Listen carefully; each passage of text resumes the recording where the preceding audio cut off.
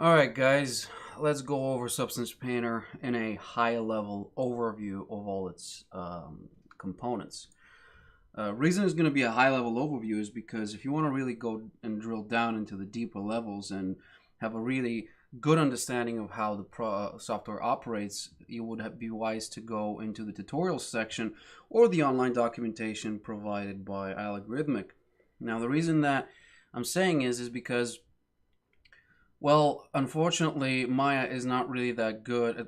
I mean, Autodesk is not that good when they're with the tutorials, whereas Algorithmic are much, much better when it comes to presenting their product and teaching how to use it. So, presentation-wise, Wes does a great job. He's kind of like a one-man army when it comes to creating tutorials, but they're very high quality. Probably the best tutorials around when it comes to Substance Painter and Designer and anything substance related anyway.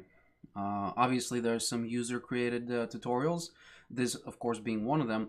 But I really do recommend you go ahead and check out the tutorials and or the documentation. Okay. So I'm just gonna press start painting here so we can get into the nitty-gritty stuff, fairly quickly. I'm just gonna go ahead and get rid of the post-processing effects because this is just like a secondary function. I'm gonna press tab to get rid of the UI. Actually, no, before I get rid of the UI, let's just go ahead and take a look at, get a breakdown of what this is. So first and foremost, of course, you've got your general settings lane, so to speak, with all the files, edit modes, all that jazz. After that, you've got your toolbar, which needs to be a little bit better arranged, in my opinion, since every little pixel we can shave off is a pixel saved. So as you can see, there we go. I've just saved a little bit of space. Now, after that, of course, you got the viewport. Then you've got the layer stack. Under the layer stack, you've got your texture set settings, which are obviously connected to the texture set list.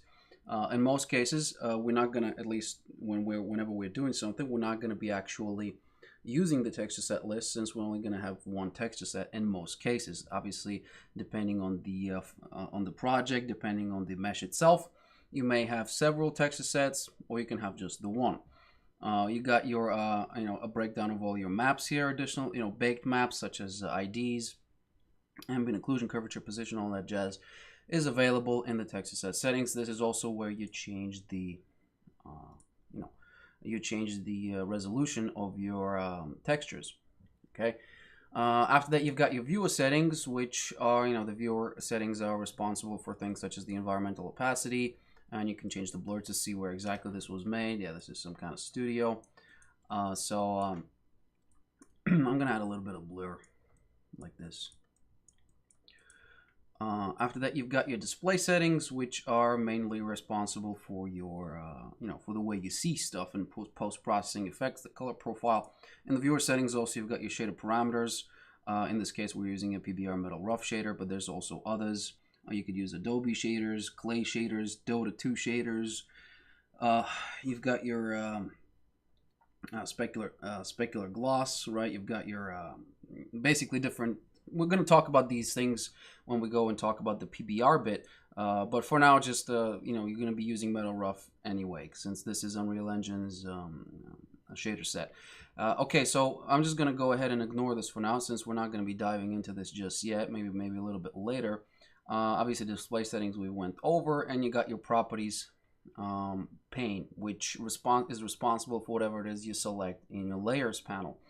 So whatever you got in the layer stack, let's say a layer or a filter or a generator or anything of the sort like a mask, you're going to have the properties panel allowing you to configure different settings based on whatever you have selected in the layer stack.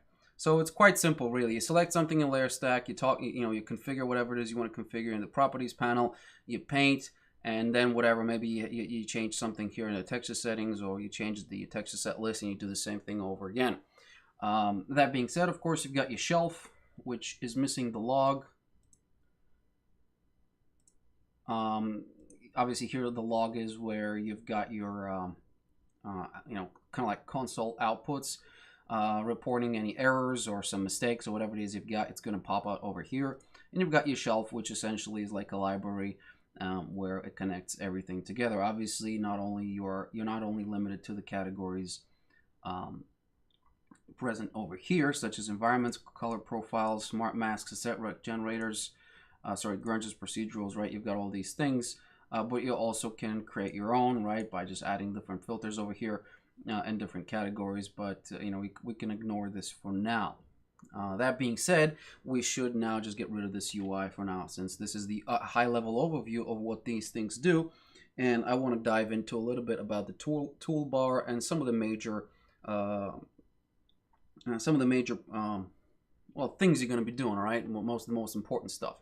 So I'm going to hide this, and we're going to start from right to left, at least when it comes to. I'm just going to show you the substance source, as I've already mentioned before in the other video. This is a very good source of materials that are one click away. You can download them. These substances are going to be great for, and they're very, very robust in such that they can be generated, right? So these are substance files, therefore allowing you to how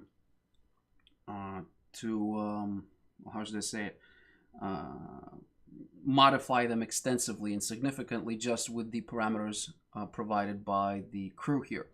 Okay, obviously you got some free assets, which I recommend you download. I mean, there's really no reason not to download them, especially since they're free. You've got your all categories here, so there's roughly 1,200 substances as of now.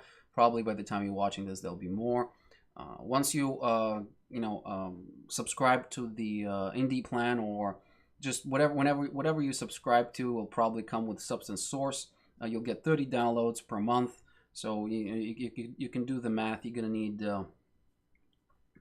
quite a few years to get everything here. If you're getting 30 downloads a day, obviously if you decide to download the whole thing, in most cases 30 downloads will be just fine. Of course, you can purchase extra downloads if you so desire, or you can just, I don't know if it's still if it is available, but my guess is at some point in the future you're going to be able to buy access to the whole substance library over here. All right. But other than that, of course, you're going to need several years. In this case, 12 years to get it, to get everything, if you really want to. All right.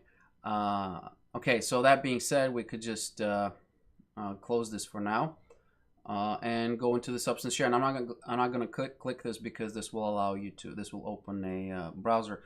But essentially, the difference between Substance Source and Substance Share is the fact that a share is the website, and it basically hosts anything related to substance itself. You can have filters, generators, different effects, substances, of course, different layers, whatever floats your boat. But these are obviously created by by the users themselves, and they just share it around. Whereas Substance Source is managed by the team at Allegorithmic, and is mainly, is entirely focused on substances, which is like a library of materials. Okay, that being said, we could actually go ahead and take a look at the file edit mode and all that jazz. So first you've got the file, fairly self-explanatory. The only difference here would be maybe the clean, and the clean will basically get rid of everything that you're not currently using in your project. Sort of like cleaning your library, like, or workspace, whatever you want to call it. It will delete a lot of stuff, so I recommend you don't use it unless you've already done with whatever it is you've painted. After that, you've got the edit mode, which just gives you the project configuration where you select your mesh. So you would do that, reselect the mesh and reload it in after, of course, you import it right into, just let's say you imported it, you did something, and then you just change the UVs or whatever you need to re-import it, and it will recompute everything that you've done. You could probably have to compute the tangent space for fragment as well. After that, you've got your settings over here, which is very nice. You've got your general settings. This is your system language, of course. The keyboard helper, by the way, is at the bottom left. So if you press and hold Shift or Control or Alt, this will show you in the bottom left corner possible configurations, such as, like, you could scale stuff if you press S, right? So it's very nice, a reminder, very organic way of learning hotkeys, and obviously it will update correspondingly whenever you change the hotkeys yourself. That being said, you could remove it. You can remove the axes here. Obviously, this is not the synced workflow that we have right now. Z is not pointing upwards. You've got your UV scale, which I have set to 1, but by default it's, I believe, 3. This is just the tiling bit if you want to tile stuff. Then you've got your camera options, which this controls the speed at which you zoom, rotate, and use your wheel. Obviously, you can invert the direction of both of these zooms. You've got your, you can save the process scene files, and then you can set the local cache directory, which I recommend you put on a SSD, something, or at least that something has very fast input-output connections, just not to, to get in the way of your workflow. Obviously, a hard drive will also work, but by the time it spins up and slows down, especially you got like a Western Digital Green or something that's low power consumption, you might run into slowdowns. When it comes to the local cache budget, 3,000 is the default. I've set mine to 5K since I like to have a little bit more when it comes to the cache. The material preview shader should be left at default unless you really want to add some of the fancy shaders that are available, such as Dota 2 if you're working on a Dota 2 project. But of course, that is not something that we'll be working on since we're making our own game. Unless of course you have your own shader. In this case, more power to you. After that, you've got the Iray hardware, and the Iray is essentially the rendering solution for Substance, allowing you to take high quality screenshots, so to speak. And this essentially allows you to enable or disable a particular set of hardware components that will help out with the proper rendering. And of course, you can I recommend you just keep sending your usage statistics to Allegorithmic. Then you've got your shortcuts over here. So you've got your a list of stuff you can change. Definitely not as extensive as Maya's shortcuts, but I recommend you still play around with this, see what happens, right? There's definitely things to, there's definitely a bonus to that, all right? You've got your, like for example, if you forget something, it's not as easy to find it because there's no search bar, but there really isn't that much stuff to be looking at. So you get your decrease and increase tool size, but in general, there's also a way to do this with control and right and left mouse button. Left mouse button. So you can definitely, I think it was right mouse button. My bad.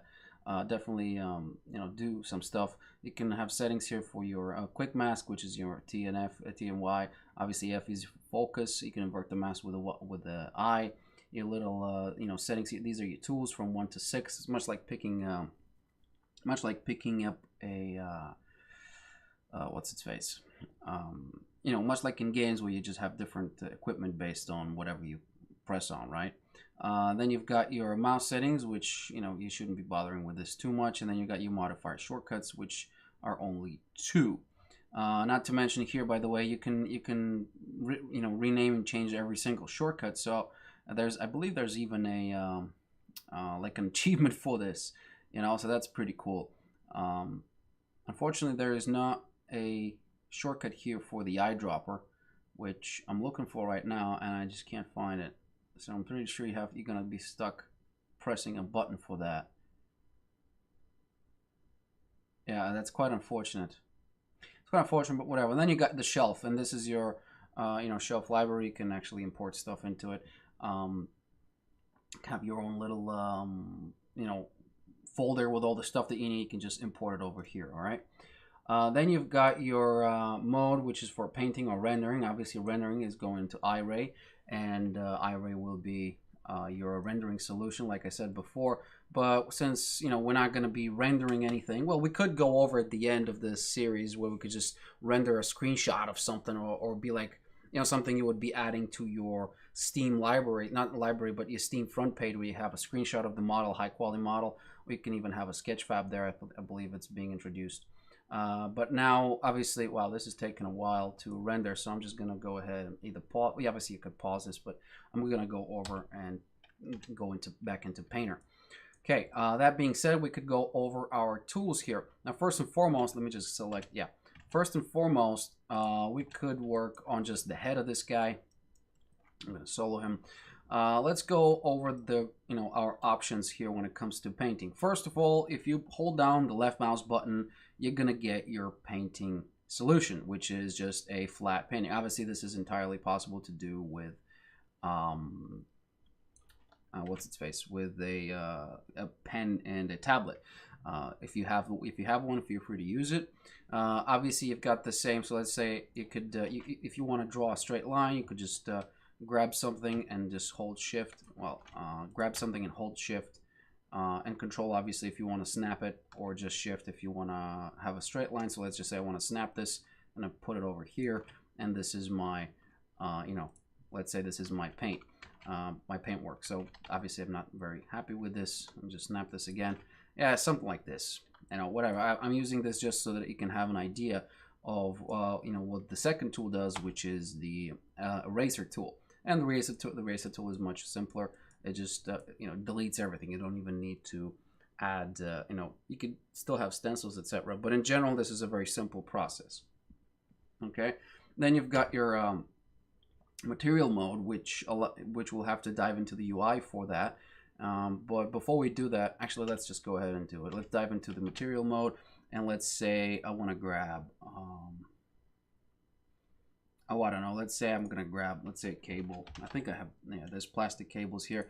So let's say this is the material, and as you can see here, we can you see the stencil, so to speak. The difference between a stencil and material is that the stencil is just an alpha, whereas the material is just like a big stencil where you just get to you know, paint. So you can even rotate this stuff. So let's say you wanna rotate this by holding shift. Let's say that's what I want, and I'm just gonna start painting, and I'm gonna get the, you know, the desired result that I'm needing. Now there is some kind of slowdown here for some reason. I don't really know why. I think there must be something. I never had this happen before, but let's just say that this is the result that I want, and then I'm just gonna turn it off by you know, going into something else. You got your smudge tool, which allows you to smudge stuff. So that's what it does here. And just smudge some things. There we go. The smudging stuff, much like Photoshop. Really, there's no much difference between the smudge tool here and the smudge tool in Photoshop. Then you've got your clone tool, which is actually pretty cool. So you select the source of something. Let's just say I'm going to select this, and then you start painting with that source in mind. So you can paint a lot of stuff, like you can paint this whole thing on top of the other object, and it's pretty cool. But obviously it depends on how you want to work with. So you can just turn off this, for example, and change the you know, the distance here between the two. I think there was a way. It's been a while since I've actually worked with the clone tool, but this button essentially changes the behavior of your tool. So if you select this again, you can see it will be attached to my cursor much closer. I think there was a button to changing the target here. I'm just not sure what it was. No. Okay, whatever. Point is that it's available. I'm not a big fan of the clone tool because generally it requires a separate layer if you don't want to be destructive. In other words, you need a layer with a pass-through setting on it so that everything can go through the layers, and you can just clone from an under layer on top of the new layer, and you can just turn it off or on depending what you want. Obviously, in this case, I've been very destructive since I just painted a bunch of stuff on a layer and clone from one side to another without being able to turn off my cloning. In most cases, you do want to have your cloning on a separate layer so you can turn it on and off, or maybe just completely disable or delete it. After that, you've got your eyedropper, or in this case, can I just go into my eyedropper tool, please? There we go. So your eyedropper tool, or aka material selection tool, will allow you to you know, select the material. Obviously, notice that it changes depending on what I'm selecting. This material is going to be set up for you immediately on you know, in the settings over here, in the like the brush settings, such as the base color. We've just selected that, and we'll be painting with just that. So as you can see, it's a pretty cool little tool. After that, you've got your symmetry, which allows you to paint symmetrically across a particular axis. You can press this over here to select the axis that you want. If you don't want this paint over here, although I can't imagine why you wouldn't want it, just click this button, and you will be able to hide the symmetry plane so that, you know, it's unshaded. You just see this bit here. But I like it mine when it's a little bit more you know, a little bit more apparent where it is.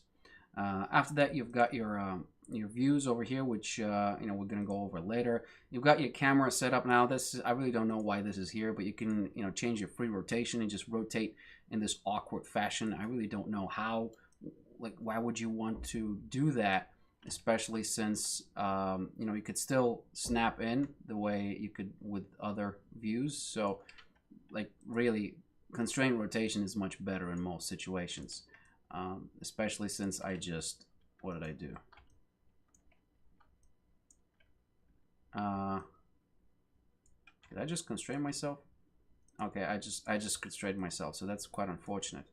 But there we go. This is much better. So go back into constraint mode and just snap it, and we are much better. We're good to go. By the way, when it comes to dolling and rotation, rotation is actually being handled a little bit differently than in here than in Maya. Essentially, unlike in Maya, we have to focus onto whatever it is you want, and the dolly is automatically done on the focus. The pivot point of the camera is set up whenever, on whatever your pointer is actually pointing at. So imagine if the pointer is like a target and you ray cast anything on top of this target, whatever this ray interacts with, that's where your pivot point is, and you get to, you can rotate depending on whatever side you're grabbing this on. So it's a little bit more intuitive in my opinion. So although it does lack the precision of Maya, we can just focus on a vertex and just go ahead and just do whatever it is you have to do on the vertex. And then of course you've got your views, different perspective, or the orthographic view. I really don't know why you want to do that, but it's just the same thing has happened with the shifts. You could have the orthographic view, but then again, you're just gonna have the same thing with the shift and alt keys. So there's really no point in having this, unless of course there's some other situation where I can't really find out. And then you've got the iRay, which is your rendering solution. Not to mention that unlike all of these other settings, there's also a thing called lazy mouse. If you press D, you'll see it. It's the same as the smooth stroke in Maya. There's a dead zone of however many pixels or units you basically set up over here. So if I make my picture, my thingy smaller, you will see that if I want to be able to draw something, I need to actually go above the distance here. As you can see, nothing is happening. The reason for that obviously is so that you get to you can what's the name, if you don't have like a tablet or something, you want really smooth strokes. This will allow you to create smooth strokes. As you can see, these are really smooth. Obviously the smoothness depends entirely on the dead zone. If it's 20, you're gonna get really smooth strokes. So this is a really smooth stroke over here. Just make sure to work with whatever it is you feel most comfortable with. I'm gonna put this back onto 8 because I like 8. Okay, turn this off, and this is not everything though. There's a couple of other things, such as you might think, well, this is a fairly standard set of tools when it comes to painting, but this is not all. There's also a physical aspect of all of this stuff. We're gonna go over this at the end, by the way, so don't worry about it that I left it over the polygon fill. Okay, let's turn on the physical capabilities of this, and for that particular reason, I'm just going to go ahead and select the body because I want to work on the body. I'm going to turn off the symmetry as well. So we got our body, right? And let's see what we can do. Let's go ahead and turn on the physical. So pressing Control 1 will allow me to go into my physical paint, and the physical paint is much more different than regular paint, because it reacts to the physics engine and whatever settings you have as a physics at your physics tab. So over here, if I start painting now, you'll see that there's stuff being painted on, there's a simulation running, and I'm getting this result. So this could be like a blood splatter or something. Obviously this is not ideal since you can see the distances here. These are all adjustable through the the physics over here. So if I go ahead and increase my DT from 0.05 to 0.01, for example, you have a much better fluid transformation here. Not to mention that I'm currently using some weird brush. So let's just say I grab, I don't know, let's grab the leaks. Leaks are much better. So let's say I want my leaks, and as you can see, I'm doing leaks. And these leaks, they react, of course, you can set them up. You can transform this in any way. Now you can make your own little brush presets when it comes to painting like this, but you need a separate program. You need to go into the Substance documentation, and you can download the Popcorn FX there, and you can actually create your own presets. But as of for now, just these are all your available particles. You can do everything. Almost anything you need to be done can be done from here, right? You can even create the rain. Create rain. So there's rain. As you can see, it's pretty cool, and obviously everything is set. You can set it up. That being said, there's also the possibility to erase like that. So you can erase like regular, or you could press Control 2 and go into your rain mode. Well, in this case, this is not rain because I haven't set it up. But as you can see, this eraser is going to be running the same similar pattern as we were when we created the blood splatter on our, on our guy here. Same can happen, by the way, with your physical projection. So you can have this, and you could project it on top of your object. So as you can see, in this case, this I don't know how, what kind of pattern this is, but it is some pattern. So there's definitely options when it comes to painting, and you can imagine just how many possibilities open up to you whenever you can actually include gravity as your helper. All right, so that's pretty cool. But the one thing I missed when I was talking throughout all of this, by the way, this is your live link, and this is where Unreal Engine definitely generally stands in when you link it to your live. And of course, the snooze autosave, which I have no idea what it does. Like, why is it a snooze autosave? Why is it? I don't know. Maybe whatever. It is an autosave though, so that's pretty cool. Right. That being said, I think you can set it up in the settings somewhere anyway, like the interval, I believe. I don't know. Okay, so that being said, we need to go ahead and talk about our final point here, and for that I'm going to turn on my where is it? My base over here. I'm going to select that. So this is our base, and let's say you want to just cover the S. Let's just say this is your objective here. Whatever it is you want to paint on, you want to paint on the S. Now, what are we going to do in that case? And this is when the polygon selection tool comes in play. Now, if I press tab over here, you're going to see that I can immediately paint with color. However, I can only paint with color. In other words, if I decide to paint with red, yes, I can select some objects over here. Let's say I can select this whole setup over here and just paint with red whatever I've selected. There's also obvious possibilities. We can just select the triangle so we can fill the triangles. Let me just go ahead and just do this. I'm gonna make it pink because pink is the best color. So let's say I grab this, and you can see I'm gonna grab this triangle and this triangle and this triangle and this triangle. There is no way to select a loop. It's not like Maya where you get to select the loop. Now, obviously, in this case, I don't need it, so I'm going to go into polygon mode and finish my painting. So as you can see, it's fairly self-explanatory on how to perform this. We're going to miss all these bevels. I'm just going to select them as well. Select this. Missing a lot of bevels, though, so you could say that, well, it's not very nice. Obviously, you can select the eyedropper. Oh wait, sorry, you can't in this case. That's quite unfortunate. I kind of thought you could select the eyedropper and grab them. By the way, you can look at this if you press F1, F2, and F3. It can also work in the UVs if you want to, and just select the UVs on it. I believe it will allow you to do so. So just grab these, and there we go. We've painted the bottom bit, and we could even paint the side bit without going over into our main object here. So it's definitely worth working. Okay, so you can. It's really powerful when it comes to. Let me just snap this guy. It's really powerful when it comes to working with these things. So F1 is your split. F2 is your just. Okay, for some reason I kind of missed that. Where is it? Oh, okay, there it is. Well, there they are. All of them are here. Okay, I've missed quite a lot. And that's why. By the way, UV. UV stuff is much better because. You can select just whatever you want. So my base right now is pink, and let's say I want to paint just the S. I want to paint it into red. Now, what are my options here when it comes to painting? Obviously, I could just paint with red, but what if I want to paint with a different color? So that's when you use the quick mask mode. And the quick mask, this is mostly useful for the quick mask, of course, because as you might imagine, if you want to paint this in any particular color, you'd rather paint it with a material. So pressing T will enable the quick mask, and as you can see, I will immediately go into a paint mode. Now I could go ahead and paint with my regular paint. I could okay, I need to do this again. With my regular paint, or I could go into my physical paint over here and just start painting in this fashion, right? But in general, you're gonna get a lot more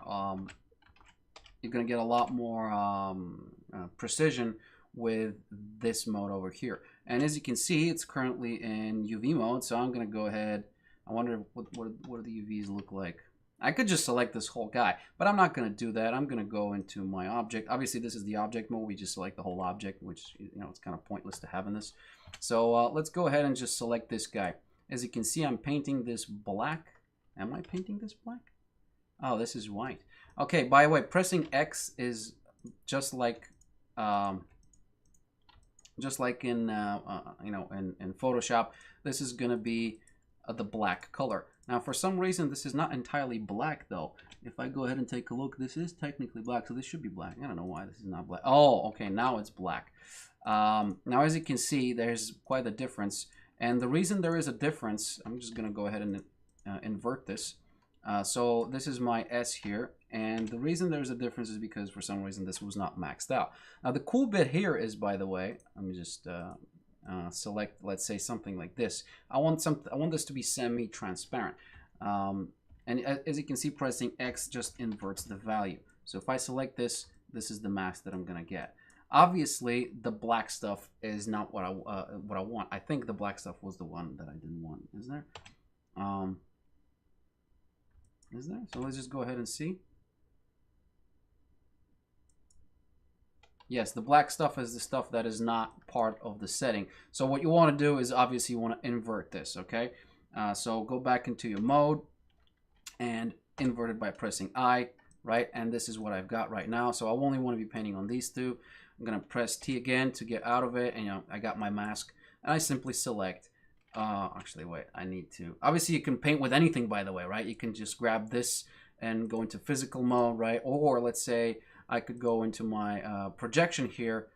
Oh, for fuck's sake. Go into my projection here and just make this. Well, this is kind of overkill in this case because I didn't have to do this in such a way. So I'll just go into my regular projection and just paint this in a regular fashion. As you might imagine, I just need to make a much bigger map over here, and as you can see, there it is.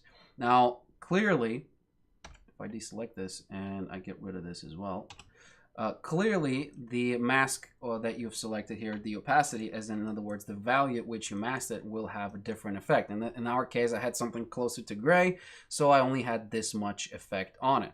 Okay, but it is very powerful because it allows you to isolate sensitive areas such as these, for example, which you could perhaps access if you go into your, you know, if you go over here. I think these are the ones on the sides, so you could grab them, and I think somehow I still missed these things. So as you can see, it's definitely worthwhile. Yeah. Anyway, that being said, these are your main controls, right? You hold down Shift, Control, whatever, it's just to get the straight lines. Hold down S and something else to scale this stuff, and obviously press Tab whenever you're not painting to go and access your what's its face, to access your settings over here in the Properties panel. So let's just see what we've got. We've got quite the mess, obviously. Yeah, I just wanted to show you that this is a fairly powerful tool set, and it's quite the effort to really to fail at something or anything really. So yeah, and by the way, speaking of one more thing here, I wanted to add. Let's say we want to adjust this because, for example, I am not happy with the current setup, mainly due to the fact that, you know, I'm not going to be using the texture set list, so I'm just going to dump that. I'm going to dump that over here. Really don't need that much since it's just a very small setup anyway. Then let's say my layers are really, like, this is fine. I could work with that, but maybe I want my layer stack to be on the left, or I want my properties panel to be on the left. I do think that these are not as useful as the rest of them. So what I'm going to do is I'm just going to grab all of this stuff and move it to the left. The reason being is that if I go ahead and do this right now, right? Let's just say I do this. I just move everything to the left. I've just limited my entire working area a lot. Now, yeah, you could say, oh, you just, you know, make this smaller, make this small, make that small. But at the end of the day, it's really not that good for you. So I'd rather just go ahead and have my layers over here as well. This allows me to, you know, have my different settings here. And at the end of the day, you really don't need that much dragging and dropping. Most of the time, you'll be using the layers anyway. Obviously, you don't need such a huge properties panel. So something like this and something like this over here will definitely work quite well. Excuse me. So you could say maybe the display layers, maybe you want to have your texture sets over here, and then you want your displays and layers over here at the bottom, since you're not going to be using it that much, right? Maybe something like this. I think this is a much better setup. You've got a lot of layer space in this case. You've got a lot of property space in this case. Maybe like this. Maybe like this. And maybe like this. Like this. It's much better, I think. There we go. You don't want to be squashing this too much. Obviously, having a dual monitor setup is is a huge bonus. But if you don't have it, I think this is the best possible way of having this. Obviously, pressing tab will afterwards get rid of them. Unfortunately, it's not like in Maya we can just click on something, it will hide itself. At least for now. I don't know if in the future they will actually change that. And then you've got obviously all your settings here. You got your texture sets, and let's say the texture sets, why do you need it? Because you want to change the size of your stuff, right? Let's say I want to change all of this stuff to 4K. Will be recomputed. It'll take a little bit because obviously I'm going into 4K, and generally speaking, you wouldn't want to be working in 4K because of the significant slowdown that will be involved with that. But that's the cool bit about Substance. You can actually go ahead and work in 128, and as you can see, the 128 is definitely not as as impressive as the other bit. By the way, I think this is actually based on a selection. So let's say I want to go ahead and just put this back to 128 as well, and I want my head to be at 128 as well. As you can see, by the way, that's why the head was taking so long to paint, because I was painting in 128. Now, sorry, in 4K. Now, obviously, in this case, there's not going to be much, but as you can see, the painting is definitely much faster and smoother. And you can say the same about the, this simulation here, because there really isn't that many pixels on it. And you can, it'll give you actually a really good idea of how or why you might want to be increasing your resolution. Now, let's say this is exactly what you don't want, and let's say you want to go to 256. You're going to get a much better definition. You want to go to 512. Yeah, you're getting a much better definition. Now remember, this is being recalculated in real time, so whatever I've applied will actually add its own texture. So 1K, you're going to get a much closer result, and then at 2K, you're going to get the actual. Basically, it reruns the simulation here that I just ran. So this is depending on how much sensitivity, how much detail there is, you're going to get a different result. And here, of course, you're going to get the final result, which should be the closest. Boom. All right, these are all recalculated anyway. Point is that you're getting much better detail. Usually 1K I think is enough for this to be there's really not that much difference between 1K and 2K. 2K is workable. You can work with 2K. Yeah, there's definitely something here, but 1K in general, 1K is plenty, unless you want to go really high detail. So this is 1K. Let's just go ahead and set this up to 512 and this to 256 so that you see the difference between the two. Right, so this is 256. You can see definitely there's not enough pixels to cover all these edges. Then you've got the 512, which definitely adds a little bit more, but it's kind of low res still, especially once you zoom in appropriately. And then you got the 1K, which is a much better definition. Of course, the 4K beats all of them, but in terms of working order, you should really stop at 2000 while performing your painting. And only once you're done, you should be exporting at 4K. You can even export at 8K, even though currently it's experimental. But at the end of the day, you want to be working in something that is a lot more manageable. Now, let's go ahead and take a look at when this might actually be detrimental. Let's go ahead and take a look at my head. And I got an ID map. If you remember correctly, we've got an ID map, and the ID map is the thing that's responsible for different sets of colors that we have created in Maya and just baked over on our model. Let's say I want this to be, I don't know. Let's say I want this to be, glowing. So in this case, maybe I want let's say I want the S to be glowing, okay? Oops. Let me just solo this guy. Let's say I want the S to be glowing. Now, how can I possibly do that? Well, it's quite simple, right? You select whatever it is you want to glow. So in this case, let's say we want to go into, our quick mask mode and go into this selection setting over here and just grab this. Oops. Why is that not white? Oh, yes, because it's not white. So I want to grab this. Well, actually, I want it black so that I can invert. All right. And then select this object. So I grab this guy, I believe I'm on the UVs here. Yeah, so we can just select all these guys. And we've got our UV set. So that's why UVs, proper UV setup is definitely worth it. since you can, you know, it helps you with your workflow immensely, right? So there's my thing that's going to glow, perhaps maybe with this as well. So I'm going to add this as well here and here and here, I believe here. Oops, I need to invert this because I don't want this stuff. Yes, the bevels here are also missing, so, or are they? No, they're not. That's when you got a problem with your resolution. As you can see, my resolution is too low, so I need to maybe increase it to 1000 so that I get a much better. Yes, now I can see what I'm doing, right? So I'm selecting these guys. As you can see, it's a much, well, obviously I could just go ahead and select them over here from this thing, but you know, it's better than just jumping around.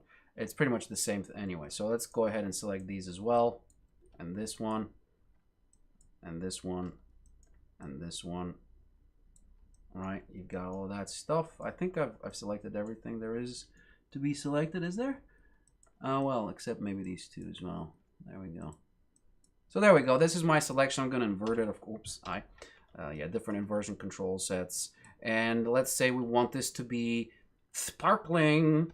And in order to sparkle, well, emit light, we need a channel. So that's why your texture set settings are very important here, because you can add different channels. Look, notice how many different channels we've got. Emissivity, glossiness, blending mass, and anisotropy, or anisotropy, whatever you want to call it, in terms of angle and all that stuff. So we're gonna add the emissive for now. Excuse me. And the emissive channel is currently empty, but the cool thing is we can actually paint with this guy. So I'm gonna go ahead and just max this out and make this as hard as possible. Why is my blur? No, this is my angle. Yes, there we go. Sort of like this, and then I want to go ahead. Obviously, there's different. We're going to talk about this later, where you don't have to use the tangent space, just the camera projection, etc., etc. But in this case, I simply want to be painting with a color and an emissive, and in both cases, we will be using something like, I don't know, teal. Let's say we're going to use teal, and in this case, I'm going to grab this, just use the eyedropper, and grab the same color. Okay. And I'm just going to paint with this. All right, now you might say, well, this isn't exactly emissive, is it? Because it's not glowing. Yes, it's not glowing because you're not exactly paying attention, since we don't have the post-processing effects available. So there's no bloom nor gloom, none of that. Not to mention that your display settings, your shader settings here actually are available when it comes to your emissive intensity. Now, in order to see that, since no matter how much I change it, you're not really gonna see that much. Obviously, if you go to 0, you will. But let's say we turn on the processing effects. Now the S currently, let me just go into my layer stack here and just disable this. Well, enable it, but I want to go into something. I'm just going to make this smaller. I don't want it to be available here.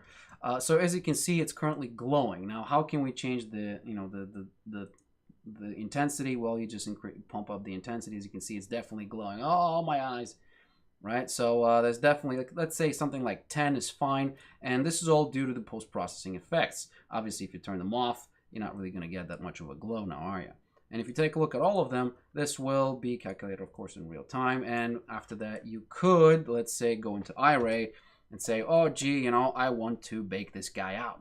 And as you can see, this is exactly what's going to happen. However, you need to have your own little settings here, such as the emissive color. You want to be pumping the intensity here as well, because this operates on an entirely different level. Like, it has a different set here when it comes to your, shader. It's not a shader per se, okay? But this is how you render stuff. Obviously, this is like ridiculous. You got 225, what? Or, oh, okay, it's either 800 seconds. What? No, it's either 10 seconds or no seconds at all. Jesus Christ. Now this should be much better. Yeah, there we go. So as you can see, this is your rendering done, and of course you can change, play with all these post-processing effects. However, this is not what we're going to be doing. We'll be doing, since of course we don't need to do. Press Y to exit the quick mask, and this is your final result. Now, of course, you could do this with anything. You could even paint emissive with this, for example, rain bit. So let's just say I want to be painting on top of my body, right? and I want to solo the body. I want to solo the body, the body.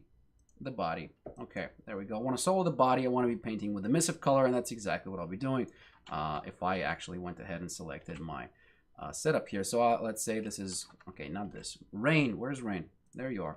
So there's my rain, and I'm painting with emissive color, and this is like glowing sweat, so to speak, or whatever, right? As you pump up, of course, your settings here, we obviously you can change the in the settings, the camera settings, such as the aperture, etc. But you know, don't bother. Don't do that. Don't do that. Just don't do that. But in the viewer settings, of course, you can increase the environment. The emissive bit, like quite a lot, like this maybe. And then in the post-processing effects, you should have like you can talk to, it can increase the glare, for example. Check, you know, how much bloom you want. Look, there's loads of settings that are available, you know, to work with. It's just, you know, it entirely depends on, you know, your desire to you know, just learn about them. Okay, so currently I'm just spraying rain. Obviously there's a bunch of settings over here for rain, yeah, I mean, what do you want? That's basically all there is to it. I'm going to deactivate the post-processing effects since really there's no point in continuing this conversation, especially because that is exactly all that you need to know before you start you know, working with whatever it is. Obviously you can export to Photoshop, by the way. Oh yeah, I forgot to mention that this button does, it essentially allows you to reload resources or update resources. So let's say you want to select a new resource, or maybe you can refresh whatever is missing. Like currently, I think there's missing something. We need to update these two guys or something like that, right? But at the end of the day, you know, once you import your stuff, you might want to add or change things, and that's how you do it, by pressing this button. Okay, that being said, I think that is all that we have to talk about in this video. Since there's definitely a lot more to be learned, I recommend you go into the documentation page and just take a look at what's available. Oh yeah, one more thing I forgot about. Well, there's one more thing in this case. The color ID map. That's the whole reason I wanted to actually what I wanted to talk about. Let's go ahead and go into our texture set. This is our ID map, right? So let's isolate the head. And let's say we want our crab to be glowing on the left, right? And I'm going to go ahead and select, create a layer, and I'm going to add a mask with color selection. Well, I'm going to, let's say I create a new layer. Okay, let's just add a new layer. Actually, no, a fill layer in this case is that we need. And I'm going to add a mask with color selection. And this color selection will be using the ID mask. I'm going to pick a color, and I'm going to say, well, I want my blue thingy to glow. So this blue, I'll currently pick red. This blue is your color that's going to glow. And what I'm going to do now is essentially grab my emissive channel. So let's say in this fill layer, I'm going to go over here, and I'm going to grab I'm just going to do the color metal and normal. Where's my emissive? Did I not add an emissive? Oh, okay. Every channel needs an emissive. My bad. I forgot to say that as well. So whenever you want to change something, you need to do it per texture set, which is quite annoying. So there's our emissive. Oops, not glossiness. We need emissive. There's our emissive, and now we're going to be painting with emissive and color. I just need to grab something from the base over here, and it's going to be the color. Okay, the color. Obviously, you can grab the color off of anything. You can even grab, by the way, averaged out colors, which is really cool. I believe just by pressing Control down or something like that will let you average colors. I forgot the name, but we'll talk about this later because I have to update my knowledge on that. But you can sample anything, by the way. You can sample even something that's not inside your scene. You can sample something such as, whatever, anything, which is pretty cool. And then, of course, I'm going to do the same for the emissive color, like this. Okay, and if we take a look over here right now in our layer stack, this should be exactly what we're getting, unless of course we're getting our color correction. Did I select the blue bit? Yeah, I select the blue bit. Why am I not getting the Okay, there we go. I want this to be transparent. There's something wrong with the values here right now. For some reason, I'm not getting the the correct results. Notice, by the way, here we've been painting with the height, so that's why you see this as well, not just the paint value. So it's quite annoying. Anyway, if we go ahead and take a look now, we only have just this fill layer over here, and we can turn on the post-processing effects, and this you should see the this thing being emitting the different colors that you have set up. Obviously, you can set up loads of different stuff. All right. Okay, guys, that is the general process of working with this thing. Obviously, there's different ways of doing it, but in general, you'll be playing with this. I believe I may have forgot something here. I kind of forgot to paint on the emissive color. I just did it for the base color, I believe. Did I? Whatever.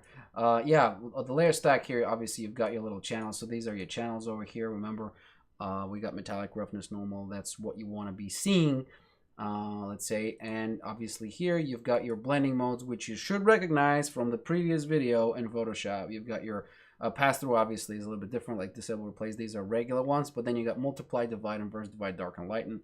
Same thing, linear dodge, subtract, inverse, subtract, blah, blah, blah, blah, blah. Overlay screen. You should recognize all of these, with the possible exception of these two at the bottom, these three at the bottom, and this at the top. These do the exact same thing. All right. So that being said, this is essentially for like this base color, for example. You can change the blending mode of just the emissive. For example, you want it to be normal. You can multiply this. Right, so this is the emissive colors blending mode, which means that if I go back into my base color, it should be normal. So that's just a normal. Let's say I want to multiply that as well with the the layer at the bottom. However, this is not a paint layer, so it really shouldn't be much of a difference. And for some reason, I'm not a big fan of this this color map. Some fucked up reason, man. It's just annoying. There's something happening here that I'm not too sure what is. I think I'm selecting stuff. Why is my color selection so crappy? Do I need to pick the color again? That's just the edge stuff. Oh, there we go. Fuck me. It wasn't alright. It wasn't properly done the first time for some reason. Yeah, so there he is. It was at white. I don't know. Maybe this is just a bug at 0.4, but startup grayscale values are not maxed out. So yeah, that's how you do it essentially. You've got your little setting here. Yeah, guys, play around with this. Tell me what you think. Maybe get something cool out of it. Maybe you just make this. Try to paint on this guy. Paint him. Obviously, that's what he's there for. So experiment with all these different tool sets. And then in the next video, we're going to be actually talking about sampling different stuff and just grabbing materials off of them. A little bit more in depth. Most likely, we'll go over these, proper. So that we're going to talk about the different types of layers, the different texture set settings, the display settings, the shelf, the texture set list, which we're not going to be using anyway. But there's obviously settings here. You can see different settings, and of course the properties panel, which is extensively impossible to actually talk about, with the possible exception of just if you decide to go over this and you've got your you've got your brush, you've got your stencil, you've got your color. You got your material. That is basically all that you got on the properties panel, since after that everything is dependent on what you have selected. All right. Okay, I see you guys next time. Bye bye.